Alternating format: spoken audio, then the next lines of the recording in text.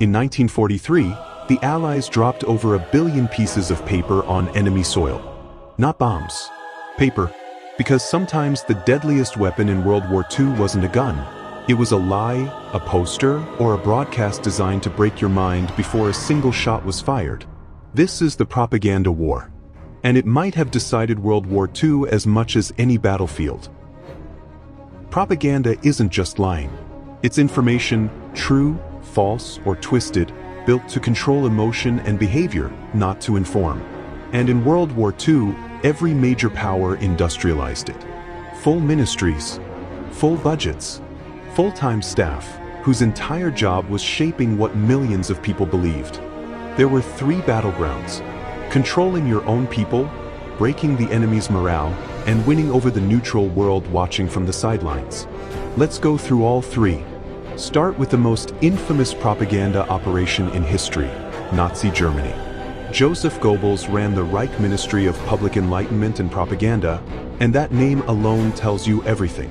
He controlled film, radio, newspapers, and art. Leni Riefenstahl's Triumph of the Will is still studied in film schools today. Propaganda so visually polished it shaped how documentaries look nearly a century later. And the regime even mass-produced cheap radios, nicknamed people's receivers, cheap enough for every household to own, but only tuned to receive state broadcasts. Total control of the message. No competing narrative allowed. But Germany wasn't the only one playing this game.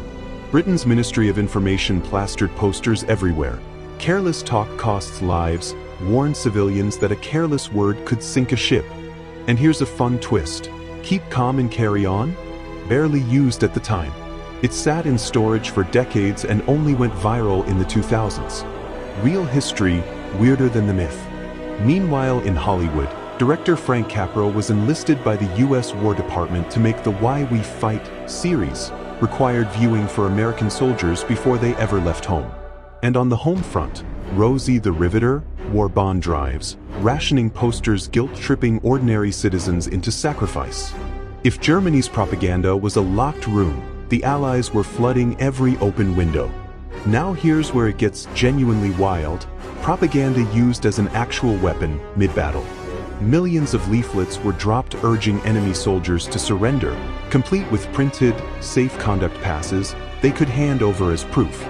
Loudspeaker trucks blasted messages straight at enemy lines, urging desertion in real time. Some radio stations were entirely fake, broadcasting as if they were the enemy's own station, just to sow confusion from the inside.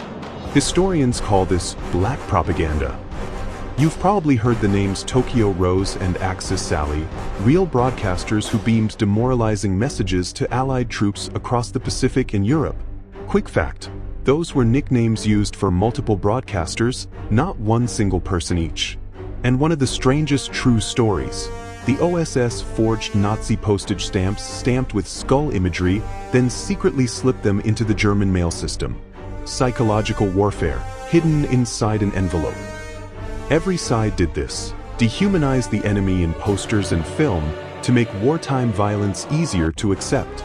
The Soviet Union leaned on Mother Russia imagery to rally patriotism after catastrophic early losses. Japan framed the war as liberation from Western colonialism, while heavily censoring its own military failures from its own public. And propaganda didn't stop at the enemy abroad. It shaped how each country treated its own minorities during the war too. That's a heavier note to end this section on, but it's an honest one.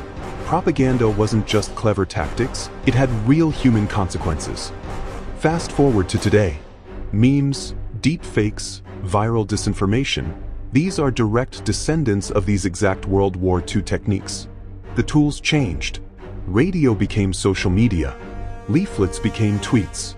But the psychology behind them hasn't changed at all. Here are 3 tells you can actually use. Emotional language standing in for facts, an enemy or other side stripped of humanity, and a message that seems to be everywhere all at once, from every DIR. Action. So next time you see a post designed to make you angry or afraid, remember, this playbook is almost 100 years old. If this blew your mind, subscribe for more hidden histories of World War II. Which tactic surprised you the most? Drop it in the comments.